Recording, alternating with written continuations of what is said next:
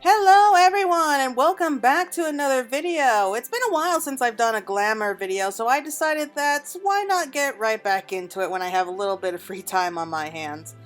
So I've recently been doing a little bit more cosplay of some of the classic Final Fantasy characters.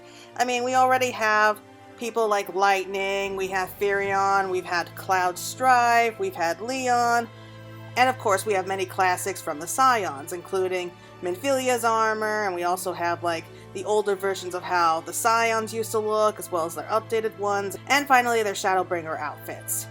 But one outfit that I noticed that we don't do too much about would possibly be Ryne. I really do hope that we can somehow get Ryne's clothes like further down the line, like maybe from the Mog Station or something. That would be really cute.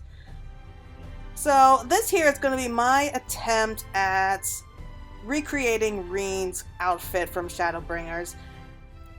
Now it's not going to be exact, but I got as close as I possibly could for it. And there are definitely other kind of alterations that you can do for it. This is just my first best attempt that I could with Ryne's outfit. So without further ado, let's look further into it.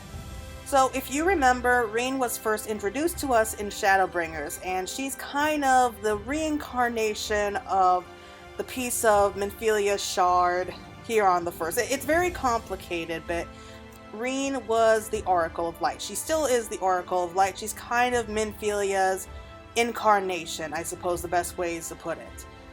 She was originally held inside of Yulmore for most of her life until she was rescued by Thancred about 3 years before the start of the game of Shadowbringer, after the whole time difference thing.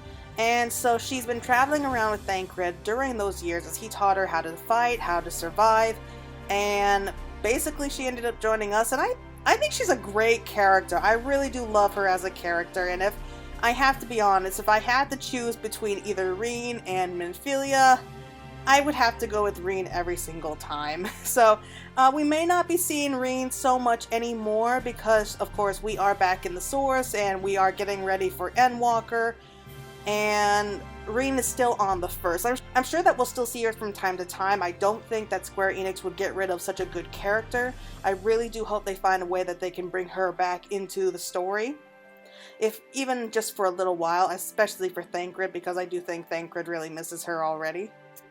But as you can see, she's kind of a very sweet, very gentle girl, and really emphasizes the fact that she is the Oracle of Light. You can definitely see that from her.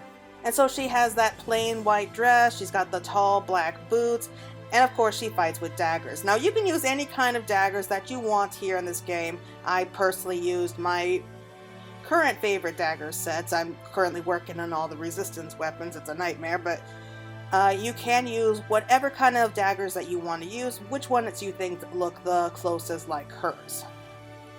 So this one is really made only for females. I mean, I guess I can try to come up with more of a male style later on, but this is definitely for females for this particular episode. So yes, let's start off with the chest plate, which is the Gown of Light. Now the Gown of Light is the outfit that Minfilia wore while she was the Word of the Mother. You can get it from the Mog Station. It's a very simple dress, very simple gown, and it's probably the closest that I could find to Ryne's original dress.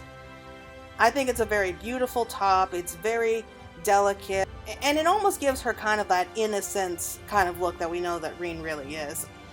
As for the arms, I went through several different types of sleeves that I thought worked really well. Nothing was too close to the whole idea until I came to the High Summoner's armlet. Now these sleeves are actually part of the Summoner gear or Yuna's armor, and I think you can get that from the Mog Station as well. They were originally part of a fan festival, like in-game bonus, I suppose you call it. And I just dyed it an ash gray color, which actually blends really well because not only does it take away like that extra little bit of pink, which personally I do love that pink, but it also gives it more of a cohesive kind of style. It actually looks like it blends a lot better that way. Now as for the leggings, there are actually different types of leggings that you can use, that you can experiment on. I tried all sorts of skirts and dresses that I thought that might possibly work, like the Songbird's dress here, the boarskin, skirt. Those worked pretty well. As for me though, I personally felt that the tights of Eternal Passion were probably the closest that I could get. Not an exact match, but I do think that it works well enough. They really were the best fit that I could find at the time, and I'm actually kind of glad of how well it all looks together. As for the feet, I used the Ghost Barku open-toed boots of Scouting. And I'm not exactly sure if you can actually craft these particular types of boots in the crafting yet, but these particular boots I got from running the Siren Song Sea. Now there are different variants of the open-toed boots.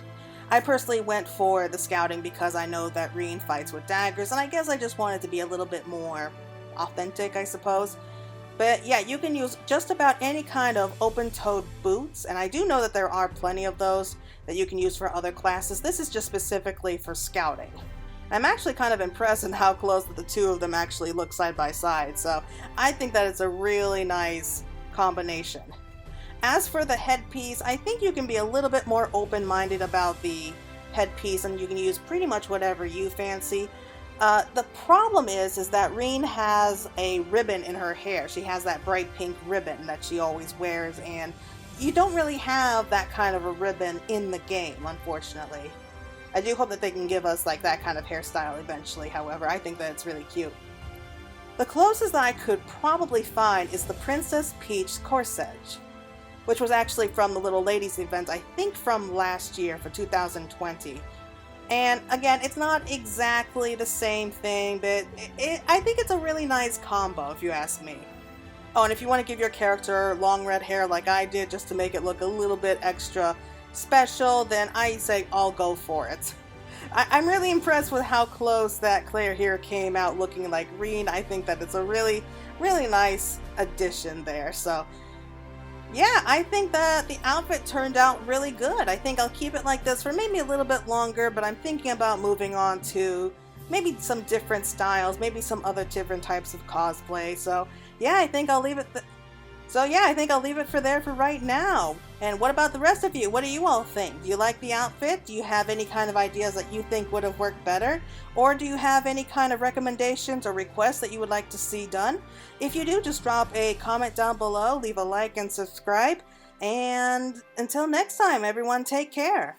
Bye.